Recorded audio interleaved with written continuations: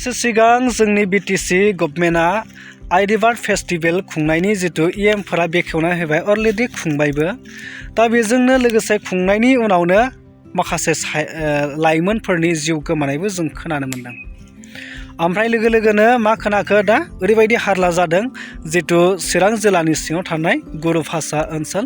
लावथि पिकनिक स्पटआव मोनानि समाव दिनै थांनाय मोनानि समाव सासे साइनो किस्क' होननाय सावथाल सेंग्राखौ सोरबा दुथांफोरा माने देगारजों सुना गालांदों। दा बिनि बिराद दुंहाव थासारि जागासिनो दङ। आं नोंथांमोननो नैबे भिडिअ क्लिपफोरखौ होग्रोगोन। जितु थांनाय मोनायाव जाय पिकनिक स्पट लावथि पिकनिक स्पटआव जानाय माखासे थासारि बेखौ लानानै जितु दुंहाव थासारि जानाय नोंथांमोननो नैबे ससे भिडिअ क्लिपखौ होगोन। आरो दिनैनि दिनाव जितु सासे सावथाल सेंग्राखौ माने बेफोरबायदि गाज्रि जोखोम खालामलांनायनि उनाव जास्टिस मोननांगौनि थाखाय पुलिस आरो रायजोफोरनि गेजेराव नारा नाथा नोंथांमोना नायग्रो।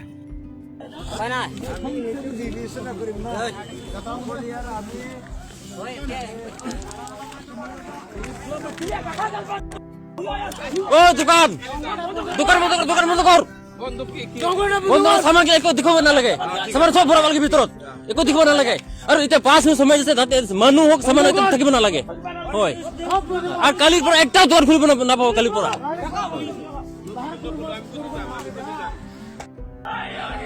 জয়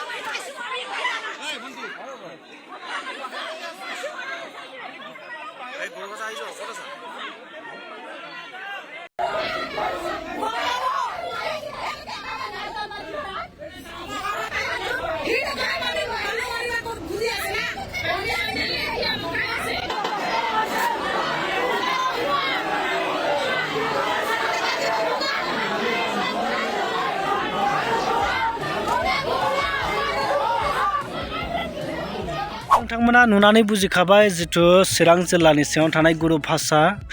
लावथि पिकनिक स्पटआव जि जाथाय जानाय मोनानि समाव सासे सावथाल सेंग्राखौ सैनो किस्कु होननाय सुबुंखौ माने दुथांफोरा मोनानि समाव देगार सुनानै गालांदों। बेखौ लानानै खुद्रिसारदों आरो पिकनिक स्पटआवबो हरनि गेजेरावनो दावराव जादोंमोन बेखौबो नोंथांमोना नुबाय। आरो आइ रिभार फेस्टिभेलाव थांनानै माने एक्सिडेन्ट जादों, सासेया जिउ गोमाबाय, लाइमोनमोन, एक्सिडेन्ट बाइकजों डाम्पारजों एक्सिडेन्ट जानानै जिउ गोमानो गोनां जाबाय। ओरैबायदि दुखुनांथाव। आरो बिनि नेक्स्ट बारावनो आरो लोगो लोगोनो आरो एक्सिडेन्ट जाबावदों गुबुन मोनसे आरो एक्सिडेन्ट जाबावदों होननानै खोनादों दा बे बेसेबां दुखुनांथावना अब्ला सानदों नोंथांमोना मोनसे फेस्टिभेल खुङोब्ला नलेजखौ बांसिन मोनो ना जोंनि खहाखौसो बांसिन खालामना लानाय जायो दा नलेजआथ' बहुत खम नलेज मोनगोन फेस्टिभेल खुंनायावबो मोनसे नलेज मोनगोन जों गेदेर गेदेर सिंगारफोर डेन्सारफोर माने गोजान गोजाननिफ्राय लाबोगोन लेंहरगोन हाजार हाजार करोड़ करोड़ थाखा खरसा खालामगोन जोंनि माखासे माबाफोरखौ दिन्थिनो हागोन बेवहाय कालचारेलफोरखौबो दिन्थिनो हागोन दिन्थिनो हानायनि खाबु दङ एक्जिबिसनफोराव थ' गासैबो हारिमुनि गाननाय जोमनाय गासैखौबो दिन्थिनो हागोन एक्जिबिसनाव ओमफ्राय बिनिफ्राय फारसेथिं लाब जायोब्ला मा जायो बांसिन 80%आनो खहा जायो 20%आल'सो लाब जायो आरो बेहाय गोजान गोजाननिफ्राय खेला दुला होग्रा बिजनेस बेपारमेन लाबोगोन लेंहरगोन लाख लाख थाखा खामायनानै लांगोन ओमफ्राय जायगानि सुबुंफ्रा ओरैबायदि रां खरसा खालामगोन लस जागोन नाथाय नलेजथ' मालाबाबो मोना जिउफोरखौसो खहा जानायखौ नुनो मोनो जुदि नलेज मोननायमोनब्ला माबा मोनसे जुदि मुलाम्फा जानायब्लाथ' जेबो बुंनांगौ गैयामोन नाथाय दिनै मोजांनि थाखाय खुङोब्ला दिनै गाज्रियासो बांसिन जायो फेस्टिभेल खुंनाया गाज्रि नङा फेस्टिभेलखौ खुंनांगौ फेस्टिभेल खुंब्ला जों मालाबा समाव जोंनि गोसोआव दुखु अराय सम जोङो दुखुजों नाख्रेबजायो न'खरनि दुखु दाहाजों जोङो नाख्रेबजायो बेफोराव फेस्टिभेलफोराव रंजानाय पिकनिक स्पटफोराव थांनानै जोंनि दुखुखौ दान्दिसे बावगारनो होनानै जों फेमिलि मालाबा बेरायनो थाङो बैफोराव बेरायनानै जोंनि दुखुनि माखासे समफोरखौ बावगारनानै दसे रंजानो हानायनि खाबुबो मोनो नाथाय फारसेथिं खहाया जालांबाय थायो बांसिनानो खहा जायो मानो थाखाय जायो मानोना बै लाइमोनफोरनि थाखायनो बे गाज्रि थासारिया जायो आरो उन्दै उन्दै लाइमोनफोरनि थाखायनो दा जोंफोरबायदि लाइमोनफोरनि थाखायनो बै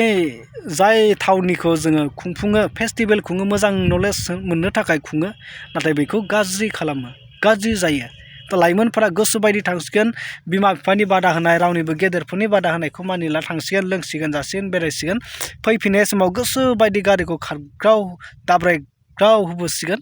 ओमफ्राय एक्सिडेन्ट जासिगोन माबा मोनसे जासिगोन गाव गावनि जिउखौ लाइफखौ बरबाद खालामना लासिगोन दा बेफोरबायदि बिराद साननो गोनां जायो आरो आं बिनि सायाव बांद्राय बाथ्रा बुंनो सानाखै जिहेतु जाथायफोरा जागासिनो बेखौ नुनानै बिराद दुखुनांथावना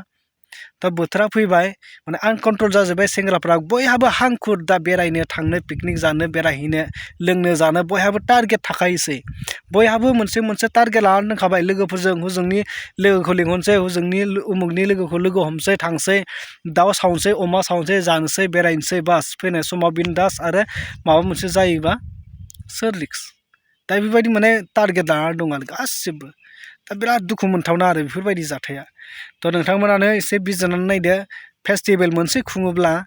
बेसेबां लाब जायो आरो बेसेबां खहा जायो थारैनो फेस्टिभेला खुंजाथावो ना खुंजाथावा